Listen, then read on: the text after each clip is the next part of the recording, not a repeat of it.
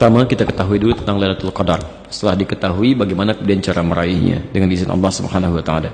Kita lihat dulu dasar hukumnya. Di Quran surah Al-Qadar, langsung ya, kita hafal insyaallah, jadi tidak perlu disebutkan lagi. Inna anzalnahu fi Lailatul Qadar. Kami turunkan Quran itu di malam Al-Qadar. Jadi kalau sudah pakai Lailah, jangan pakai malam lagi. Malam Lailatul Qadar. Lailah itu artinya malam. Ya. Jadi kalau sudah pakai Lailah, nggak usah pakai malam. Sudah Lailatul Qadar. Jadi kalau nggak pakai Lailah, pakai malam, malam Al-Qadar. Jelas ya? Sama dengan kita ketemuan nanti ya, setelah ba'da asar. Setelah itu ba'da dalam bahasa Arabnya. Jadi kalau sudah pakai ba'da, nggak usah pakai setelah lagi. Ketemuan ba'da asar ya, nggak usah pakai setelah lagi. Ya, jelas ya? Baik. Wa ma adraka ma Lailatul Qadar. Apa yang kalian tahu tentang Lailatul Qadar? Apakah itu Lailatul Qadar? Nah, tolong garis bawah ini. Satu, Lailatul Qadri khairum min alfi syahr. Pertama, kemuliaan malam Al-Qadar itu lebih mulia, lebih banyak pahalanya dibandingkan dengan 1000 bulan. Ini sering keliru tafsir nih. Sementara orang mengatakan beribadah di malam Al-Qadar sama dengan pahala 1000 bulan. Keliru. Bahasa Qur'annya lebih daripada 1000 bulan.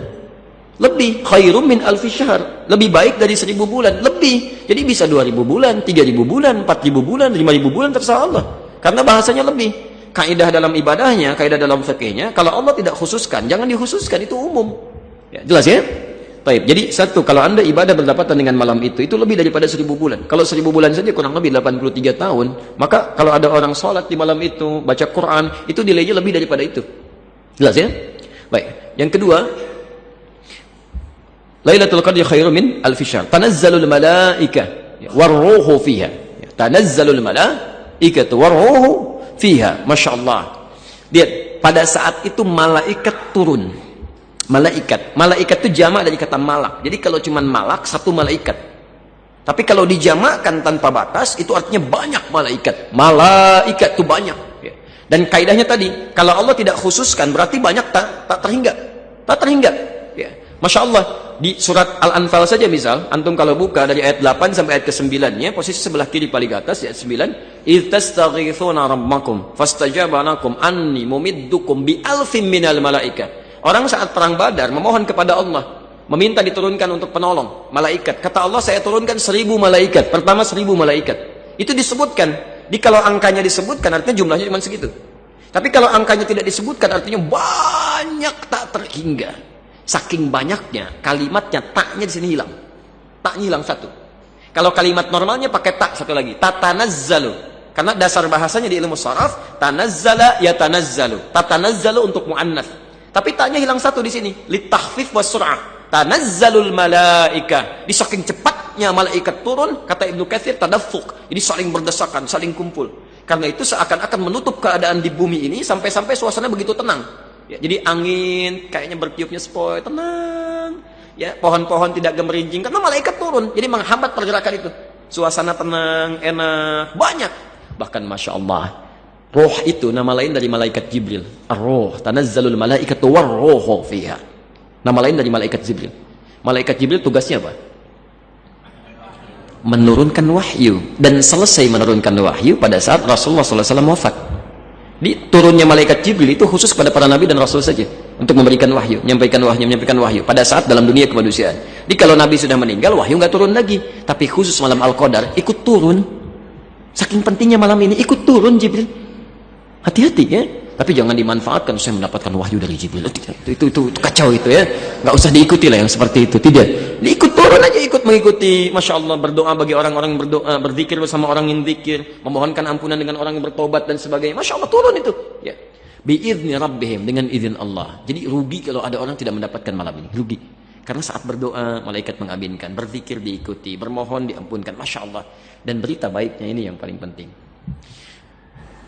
Min kulli am, yang ketiga keutamaannya, min kulli am, dari semua persoalan. Jadi kalau Anda punya kebutuhan apapun itu bisa diselesaikan malam itu dengan izin Allah Subhanahu wa taala.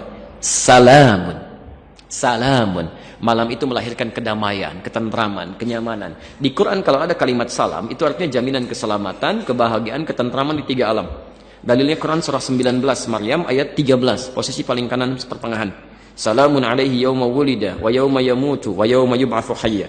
Yahya kamu dijamin keselamatan, salam, tenang, tentram saat di dunia, di alam kubur dan di akhiratnya. Artinya kalau ada orang berhasil mendapatkan malam Al-Qadar, terjadi perubahan pada dirinya, semakin dekat dengan Allah, maka akan dijamin dia tentram hidup di dunianya, selamat di alam kuburnya, dan bahagia di akhiratnya. Bagaimana mendapatkan itu? Hiya, malam Al-Qadar itu hatta matla'il fajr. Berlangsung dari malam sampai munculnya fajar. Jadi waktunya cukup panjang. Ya, malam itu kan dari Isya, selesai Isya. Isya selesai, muncul malam kan? Sampai fajar. Sampai fajar, berlangsung. Kalimat hatta itu lil ghayah, sampai ke ujungnya. Ya, jadi singkatnya malam Al-Qadar itu karena disebutkan malam, pasti terjadinya bukan siang, pasti malam.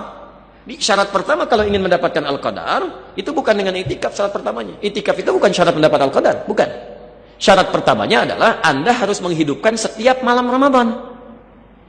Karena mungkin saja datang di awalnya, mungkin datang di pertengahannya, ya lebih banyak datang di akhirnya. Lebih banyak datang di akhirnya, karena Rasulullah SAW seringkali menghidupkan malam terakhirnya, dan pernah datang seringkali di akhir-akhir malam Ramadan. Ya. Tapi Anda mesti tahu kaidah Qur'annya adalah tidak ditunjukkan spesifik kapan dia datang. Bisa awal, bisa pertengahan, bisa akhir, walaupun lebih banyak pada akhirnya. Di syarat kalau ingin mendapatkan malam Al-Qadar, Anda tiap malam harus ibadah. Ya. Tolong jangan tinggalkan untuk tahun ini.